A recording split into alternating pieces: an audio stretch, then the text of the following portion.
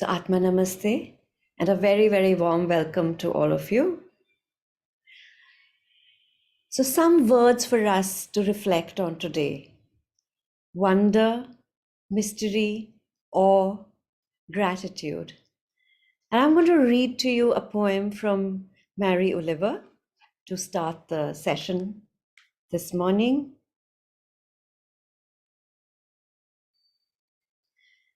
This morning, two mockingbirds in the green field were spinning and tossing the white ribbons of their songs into the air. I had nothing better to do than listen. I mean this seriously. In Greece, a long time ago, an old couple opened their door to two strangers who were, it soon appeared, not men at all, but gods. It's my favorite story. How the old couple had almost nothing to give but their willingness to be attentive. But for this alone, the gods loved them and blessed them when they rose out of their mortal bodies like a million particles of water from a fountain. The light swept into all the corners of the cottage, and the old couple, shaken with understanding, bowed down, but still they asked for nothing but the difficult life which they had already. And the gods smiled as they vanished, clapping their great wings. Whatever it was I was supposed to be this morning, whatever it was I said I would be doing, I was standing at the edge of the field. I was hurrying through my own soul, opening its dark doors. I was leaning out. I was listening.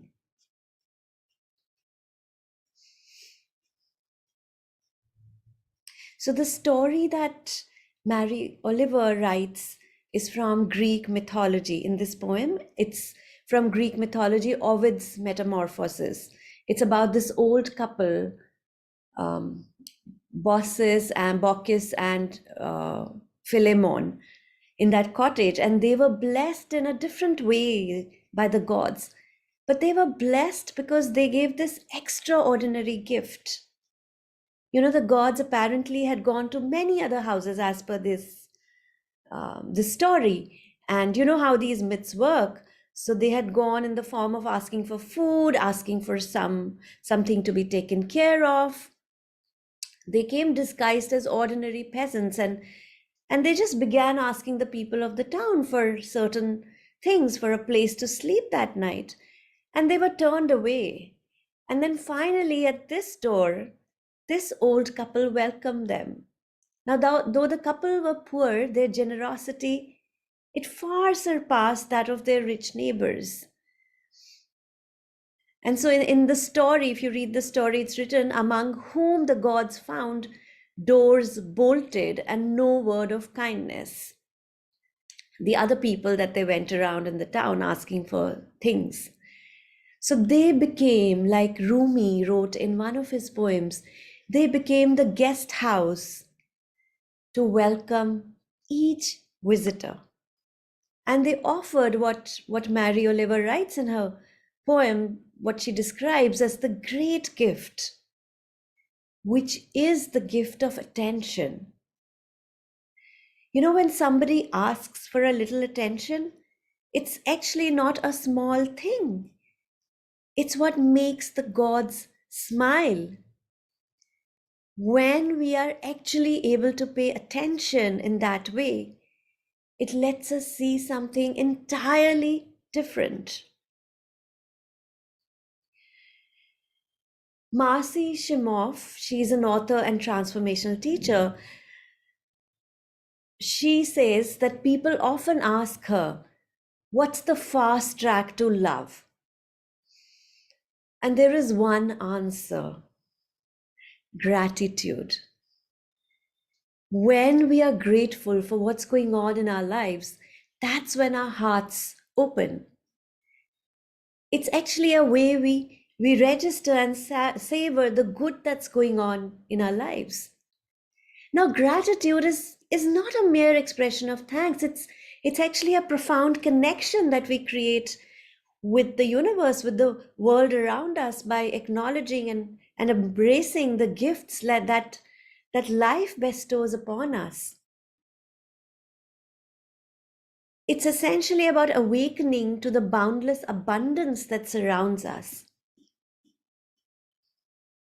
Our life itself is a miracle, and when we recognize its significance and offer our heartfelt gratitude, we are actually aligning our hearts with the rhythm of existence.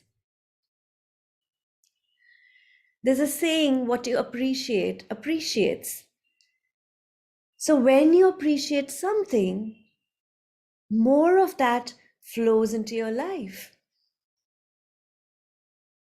And also, what happens with gratitude is that it counteracts our negativity bias, which is the pervasive habit of our mind. What is the habit energy of our mind? The lower nature of our mind is to notice what is missing, what has gone wrong, what could be better. While gratitude, it opens the door to contentment. It elevates our life's simplest moments to extraordinary heights, expanding our heart and illuminating our life's path with boundless joy and meaning. And one of the very important things it does is it feeds generosity. Because the more we are aware of what we've received, the more we long to give back. So it keeps the cycle of giving and receiving alive. Now, you can experience gratitude on two levels. Like the first level covers everyday things or interactions, gratitude for our life, our breath, for the food for ourselves, our family, for the clothes that we wear, for the roof over our heads, or just a simple smile that you get from a passerby on the street, a kind remark, any generous act, or a fortunate circumstance in our life. Or gratitude for a moment of beauty. It might be just a moment you had out in nature, a sunset, a rainbow, looking at the stars, a flower, a moment in the garden. It could be just a conversation you had with a friend. There might have been something that somebody said in your family that you appreciated. Or it could be just a moment at dinner, breakfast, lunch. The second level of gratitude is to be able to appreciate what you have even after a great loss. Even out of the worst thing that ever happened to you, an illness or disability or a terrible loss. Now we will go through different situations as we go through our life, true or not. But with the second level of gratitude, we give thanks. We have gratitude, especially when things don't go our way. To find something to be grateful for when time gets really tough. You give thanks even in these times, in the face of major disappointments, hardships. It could be a breakdown of a relationship, the loss of a job, some great sadness or tragedy like the death of a loved one. It's when we express gratitude, when we feel gratitude in these moments during these very, very painful times in our lives, during loss, that's when we come to grace. Now, essentially, we live in two worlds. all of us, the outside world and the inside world. So basically, we live in two environments. Now, the outside, we don't have control over. We have some, but very little, and it unfolds. True or not? The inside, we have complete control over. It's our mind, our thoughts, it's our emotions, our actions, our attitude, our perception. Inside belongs to us, our consciousness. That's our consciousness, which is the center of will, the center of strength, of power, the center of love, compassion, the center of light, dynamic intelligence, wisdom, understanding. And we have the right to master. So we should be feeling love, compassion, openness even during difficult times.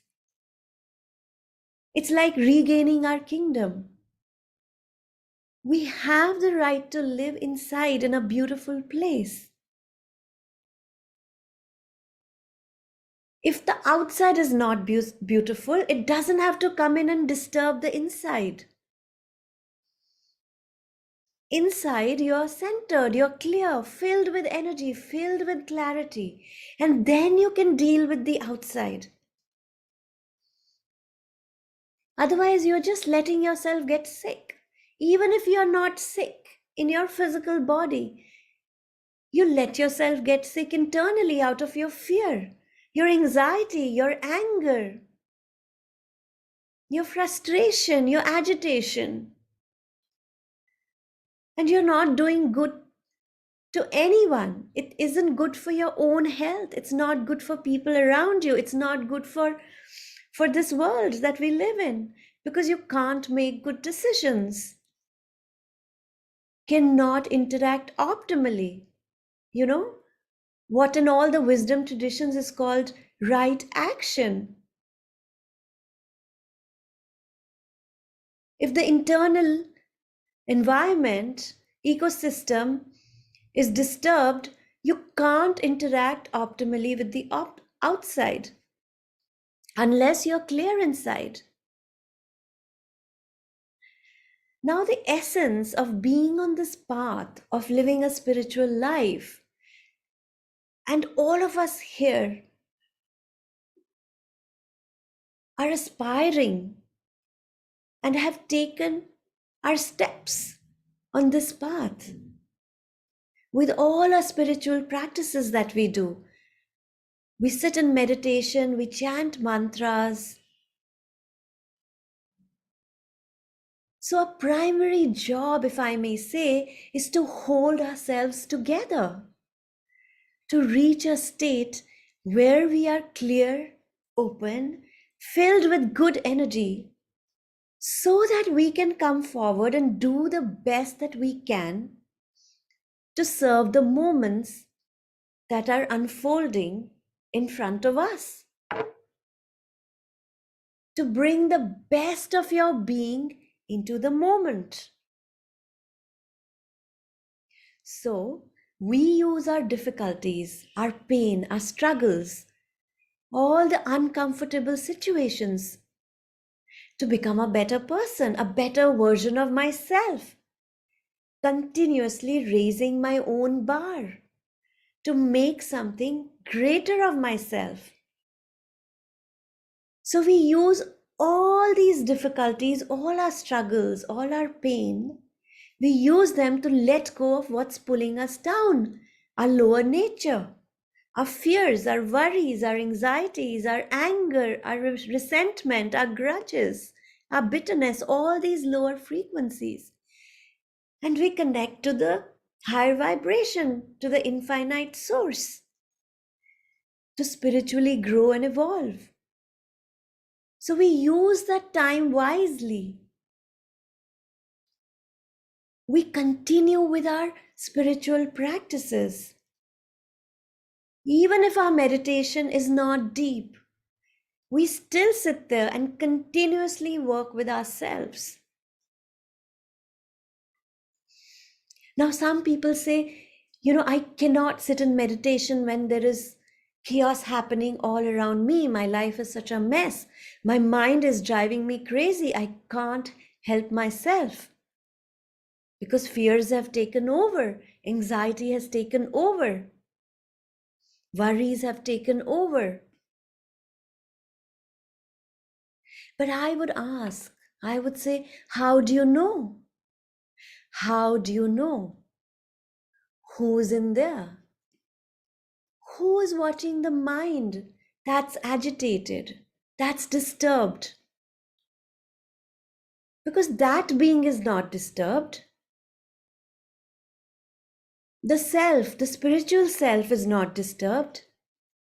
The soul, the spiritual self, is calm, is clear, is in harmony with the divine. And so you take that seat. You sit in meditation.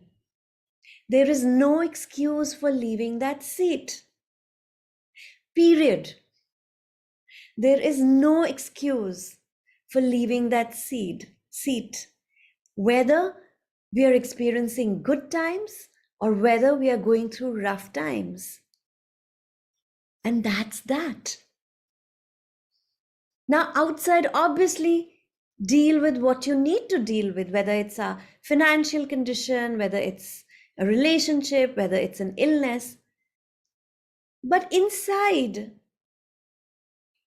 we need to continuously do this work on ourselves. We do not use our tough times as an excuse to throw our hands up and fall down to the lower self. In fact, we work overtime.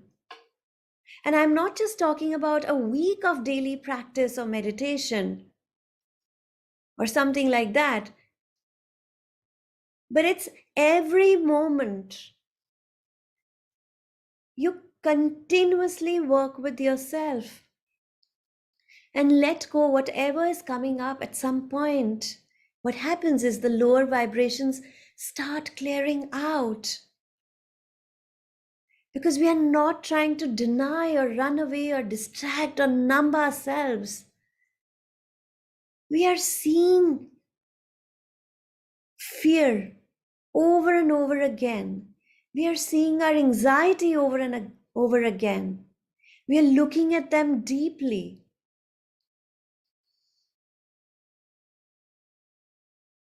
We're paying attention, and at some point, they just start flowing out of us. And you feel a strong upward flow of energy that begins to feed you, to nourish you. And that's how gratitude really, really helps. It helps to open our heart more fully, especially when we are grateful during the times when we are going through those very tough situations in our lives. Because you cannot feel grateful and feel fear or anger at the same time, can you?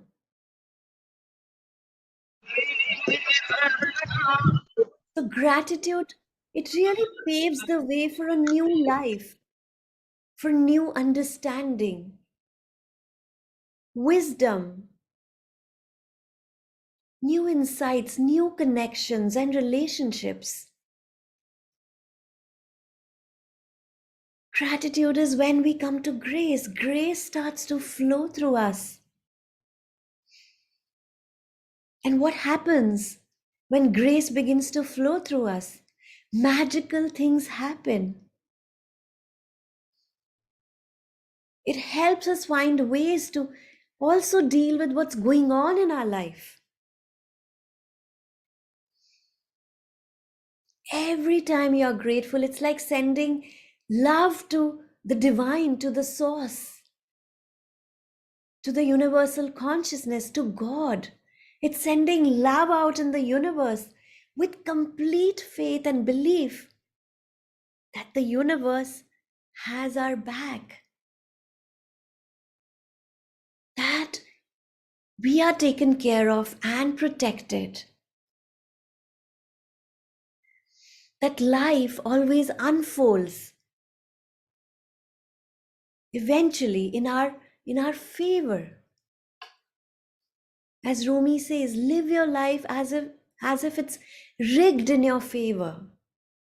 So we move from feeling afraid and challenged to feeling open and looking at life through the eyes of love, through the eyes of the heart. I was listening to a podcast by Jack Confield where he shared a story about about Trudy, his partner, when she was a young mother and her daughter was 2.5 years old. So now at that time she was living in Geneva near her parents, and her father worked for the World Health Organization as one of their top doctors.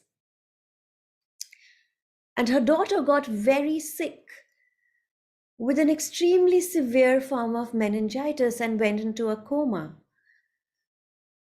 She was in the hospital for almost 2 months, and toward the end of that time, when it got as bad as it got, she coded. Now, which simply means that everybody has to rush to the side of that person because they're not sure they'll make it.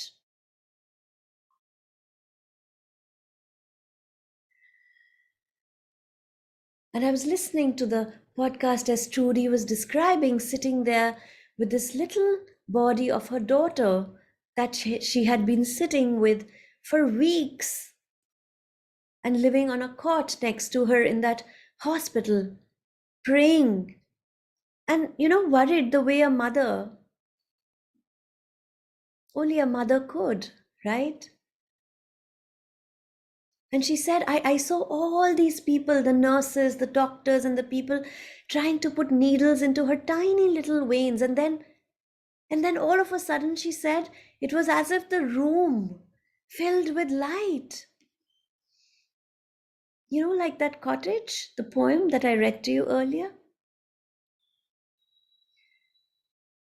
And she said that I, who never really thought about God or what God was, she said, I saw God.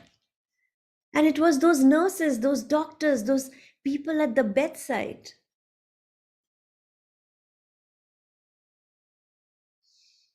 And even as we speak, there are hundreds of thousands of acts of generosity, kindness, and goodness, billions of them around the world, where we are tending one another as human beings.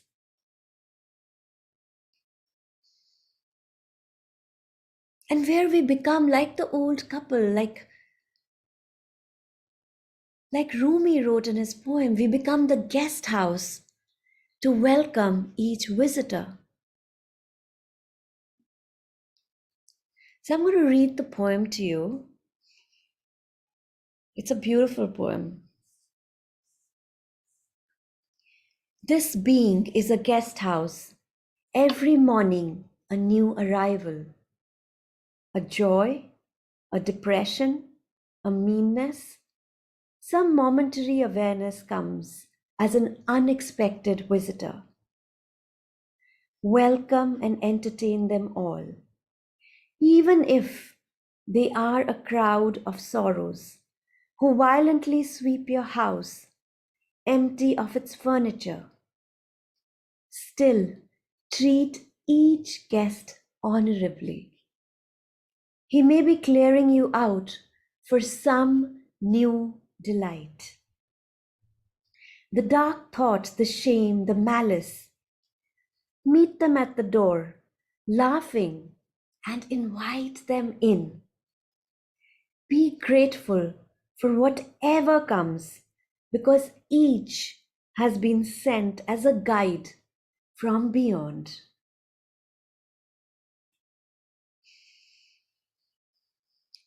In Vajrayana practice in Tibet, You pray for suffering. They recite every morning, grant that I may have enough suffering that my cold or defeated or frightened or shamed or grieving heart can become the great heart of compassion. They express gratitude for their tears,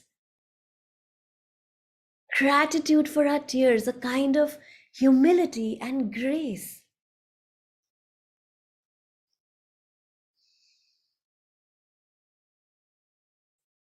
Thich Nhat Hanh, the Vietnamese Zen master, was once asked, why did the Vietnam American War happen? You know, more bombs were dropped on these little countries, Cambodia, Vietnam, and Laos, more bombs than the entire World War II, millions of tons. So he was asked, why did this happen to the Vietnamese people?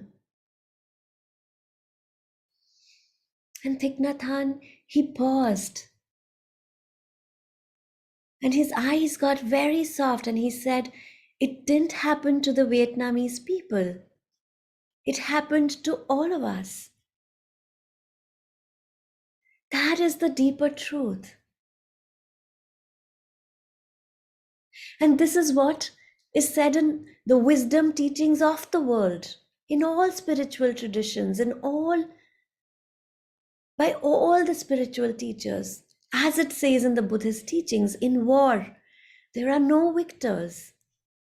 Hatred never ends by hatred, but by love alone is healed. So we have all these wars in our present time going on in different parts of the world. You know, whether it's Ukraine, whether it's Israel, it's Palestine, it's Iran, Pakistan, Sudan.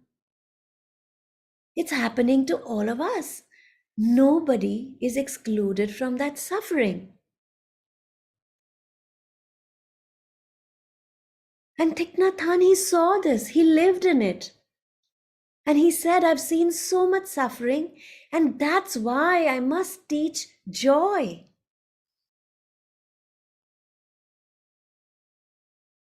I have seen so much suffering, that's why I must teach joy. That's why I must do it.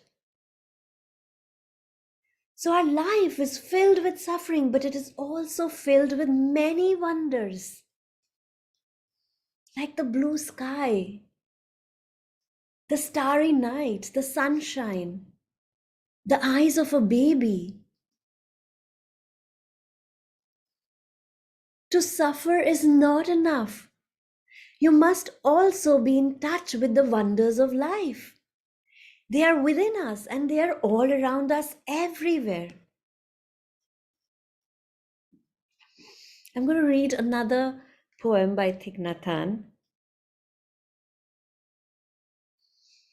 Promise me, says Thich Nhat Hanh, this day, while the sun shines upon some part of the earth, promise me, even as they strike you down with a mountain of hatred and violence and crush you, even as they dismember you, remember, brother or sister, humans, men or women are not our enemy. The only thing worthy of you is compassion, invincible, limitless, unconditioned. And even as you face this, a smile will bloom like a flower. For when you face the beast of war with your courage intact and your eyes kind and your smile blooming as a flower, those who love you and behold you across 10,000 worlds of birth and dying will bow as well.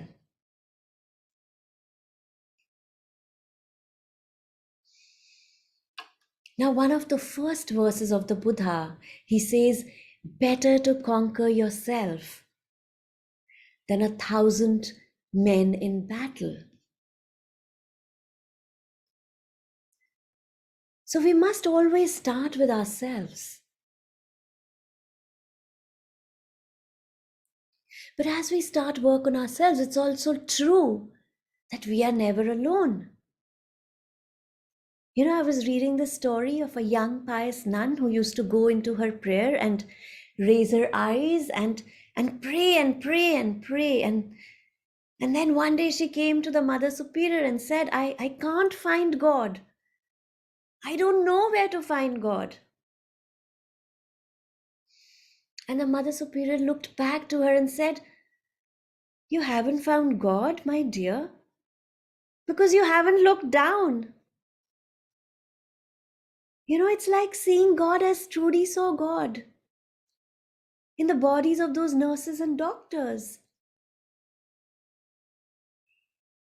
It's seeing God in everyone around us, in all of creation.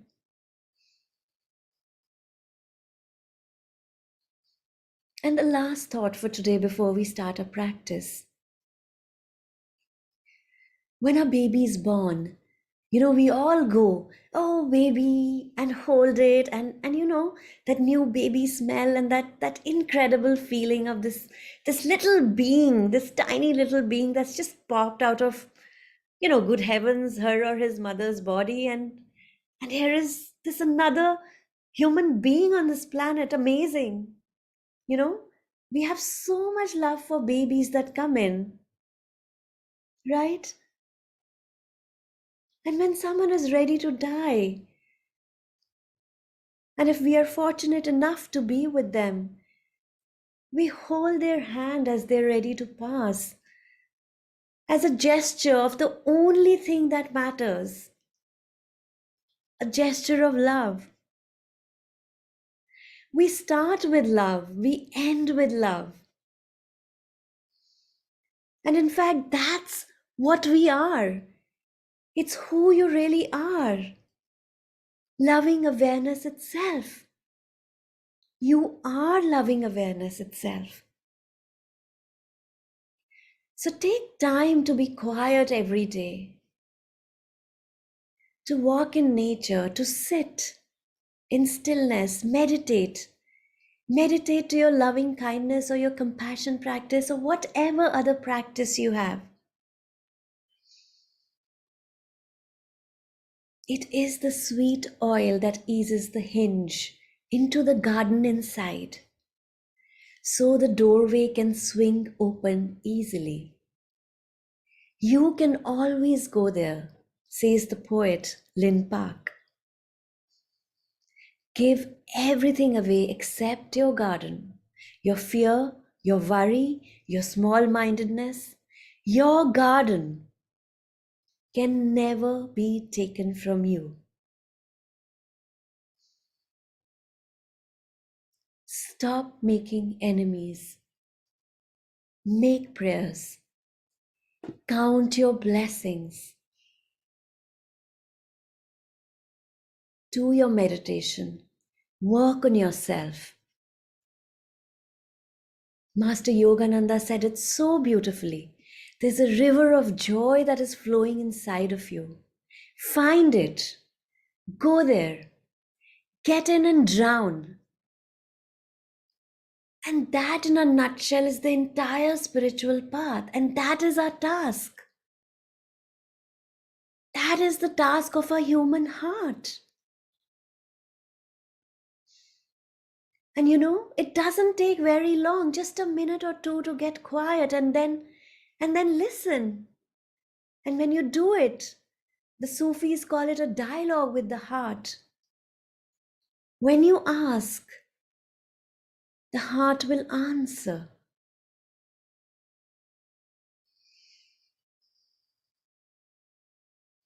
So let's just take a breath. Pause and hold all those places and struggles in our heart. There are times our heart cries.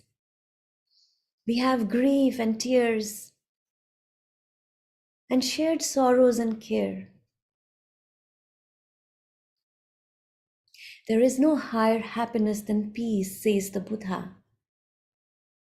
So let's just sit quietly for a few minutes and just take this in and become it, breathing calm and peace.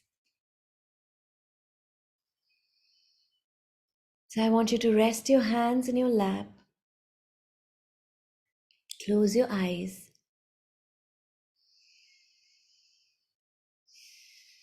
and let's just take a few slow, deep breaths.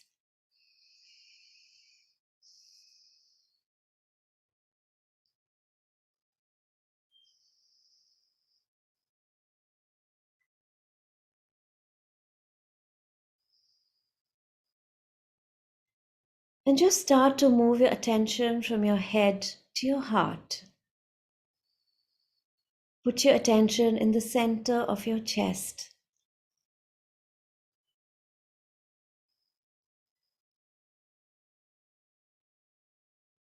And just feel a little warm, radiant energy.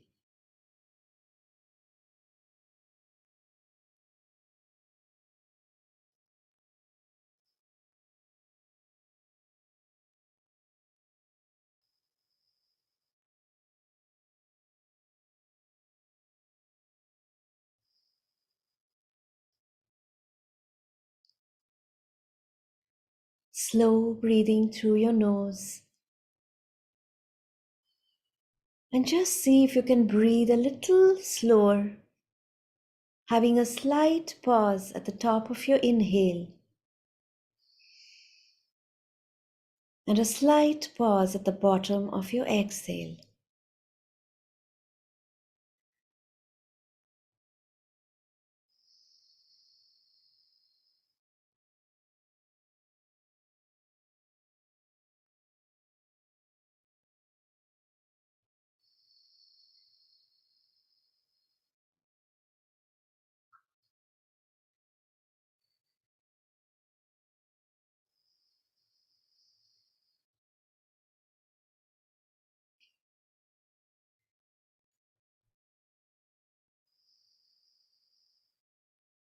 And at those moments where your breath is still, allow your mind to be still as well.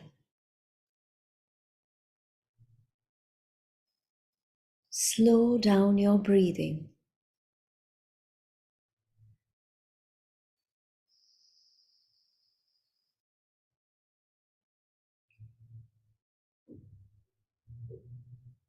Slow down your mind and enter into your heart space. Feel your heart soften and just visualize, imagine warm golden sunlight in the center of your chest. And just feel that warmth and radiance, relaxing your upper back, shining warm light into the muscles of the neck between your shoulder blades, your upper back down through your spine. Just relax a little bit deeper. Relax deeper.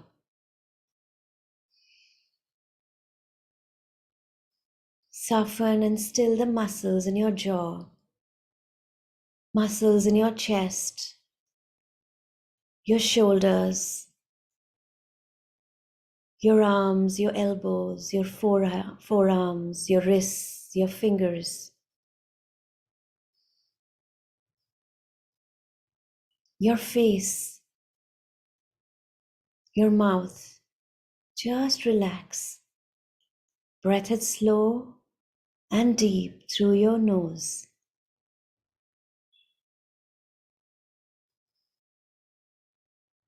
A little pause at the top of the inhale and a little pause at the bottom of your exhale. Slow, deep, gentle breath through your nose.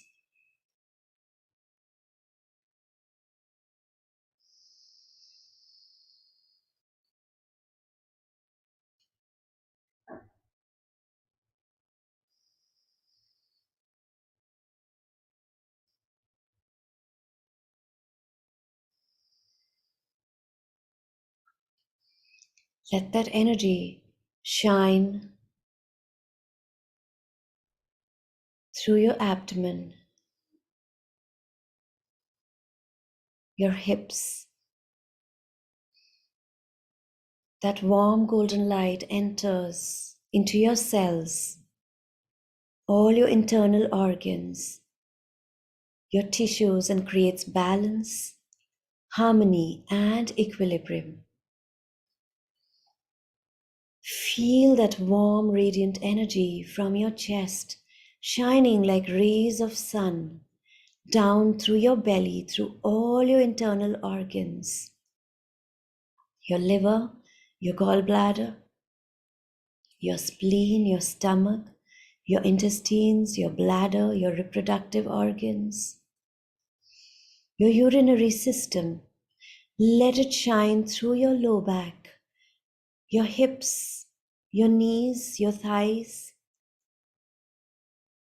your legs, your calves, your ankles, all the way to your feet, your toes, the tips of your toes.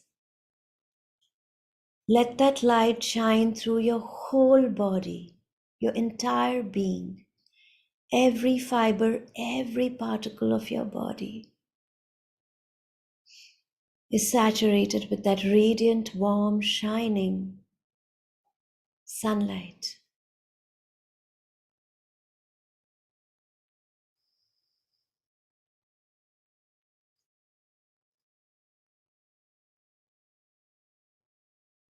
The mind quiets, the heart softens.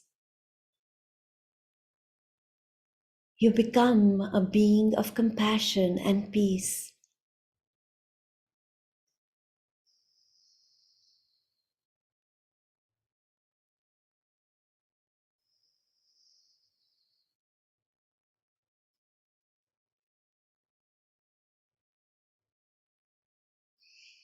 Let's connect more deeply to this compassion, the source of love. First, for our own selves, this much needed care we need to give ourselves so that we can take care of others, our family, serve our community, serve the world better. Place your hands on your heart center and either silently repeat this after me or let my words resonate and vibrate in your heart. May I be peaceful, happy, and light in body and spirit. May I be safe and free from injury. May I be free from anger, afflictions, fear, and anxiety. May I learn to look at myself with eyes of understanding and love. May I be able to recognize and touch the seeds of joy, compassion, and happiness and peace in myself. May I learn to identify and see the sources of anger, craving, and delusion in myself.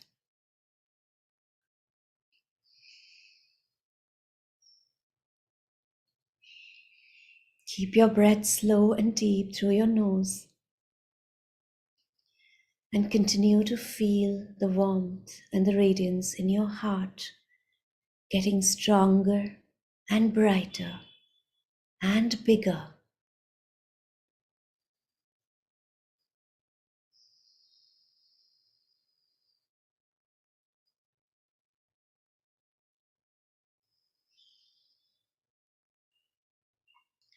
In touch with the air, I breathe in. Smiling with the air, I breathe out.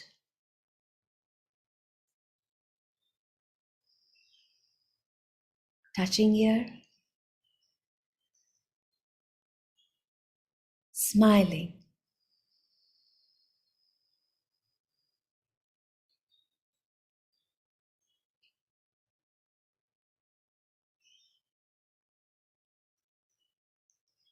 breathing in. I bring my attention to my body. Breathing out, I relax and deepen the relaxation in my whole body. In this moment, I feel deep relaxation in my body. In this moment, I feel safe in my body.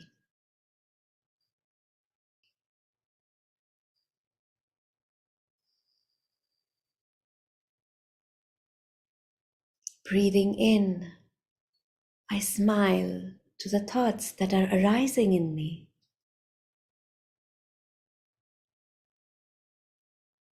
I'm aware of the thoughts that are arising in me. Breathing out, I smile to the thoughts that are arising in me. Aware of my thoughts, smiling to my thoughts.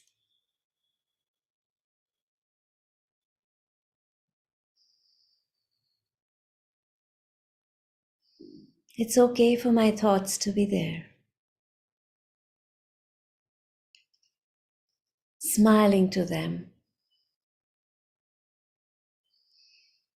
relaxing in their presence, and feeling safe in my thinking.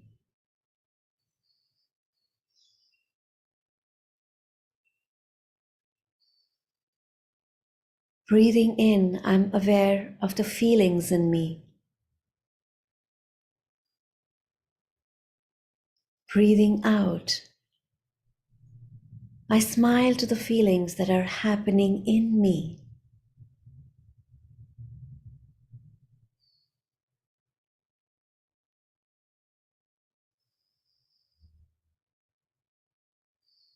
Aware of feelings,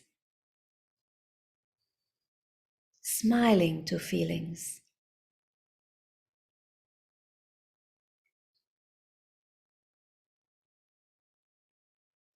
Feeling safe to feelings. Feeling safe with feelings.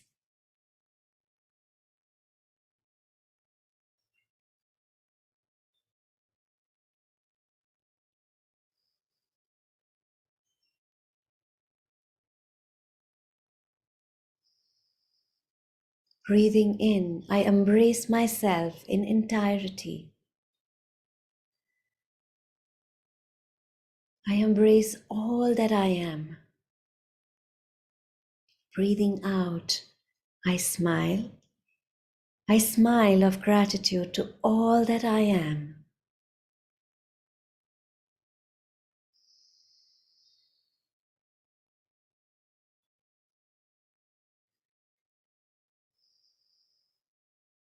Including the birds, the sky, the clouds, the trees, the squirrels, the sunrise, the water, my family, my loved ones, my neighbors, my co-workers, my roommates, my community.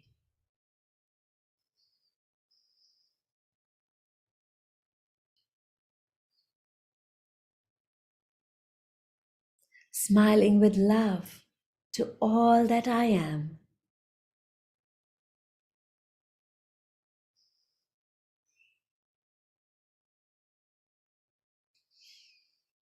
My pain, my struggles, my difficulties, my joys, my sorrows, my peace and happiness, smiling with love and gratitude.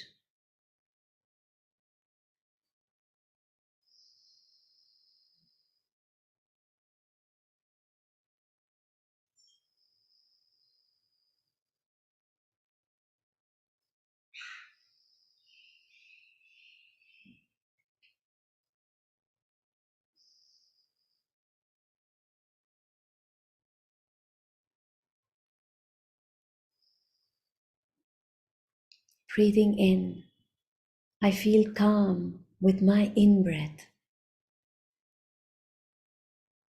Breathing out, I feel more at ease with my out-breath.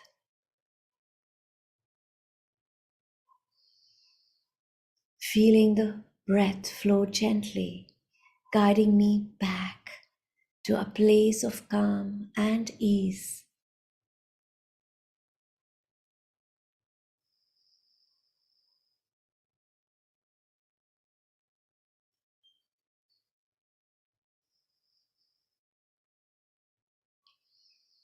Just sitting still at home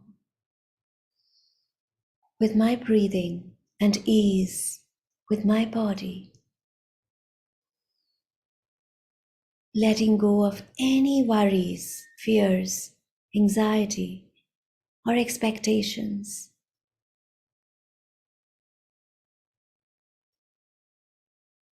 Accepting life without judgment, without blame, without conditions,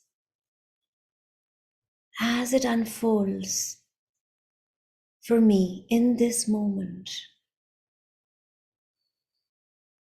counting my blessings and my innumerable gifts and talents and abilities.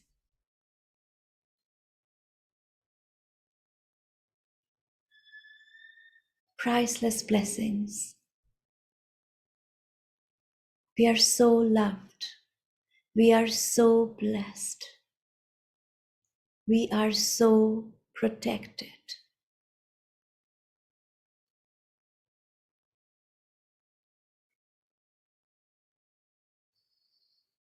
How nice to be calm. How nice to be at ease.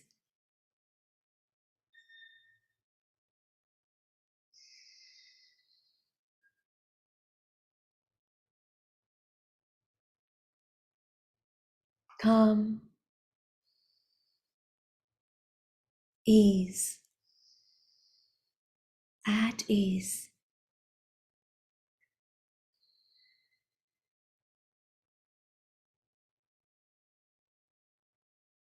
Breathing in, I enjoy the quiet of this moment, bringing all of my attention to my breathing. I feel the quiet of my mind. Breathing out, I enjoy the quiet of my mind, the quiet of this moment.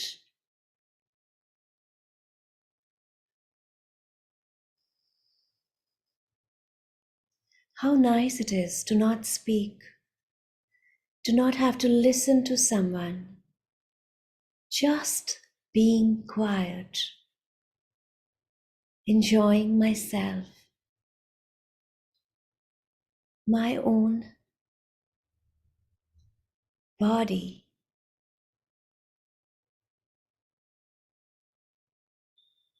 the quiet of my mind, and the warmth of my heart, feeling the quiet within me and all around me, listening to the quiet of my breath in a quiet moment.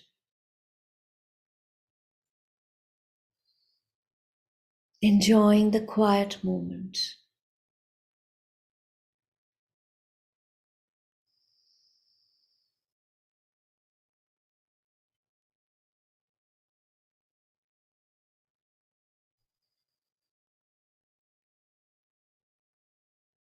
Place your hands on your heart and seal that energy into your heart and take a big, deep breath.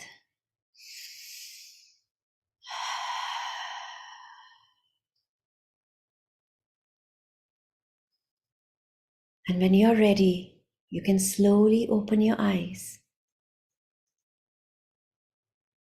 and feel that appreciation and gratitude shining through yourself and bringing that energy, that uplifted energy into your day, into those around you, into your workspace, into your family, and elevate the energy with your presence wherever you are.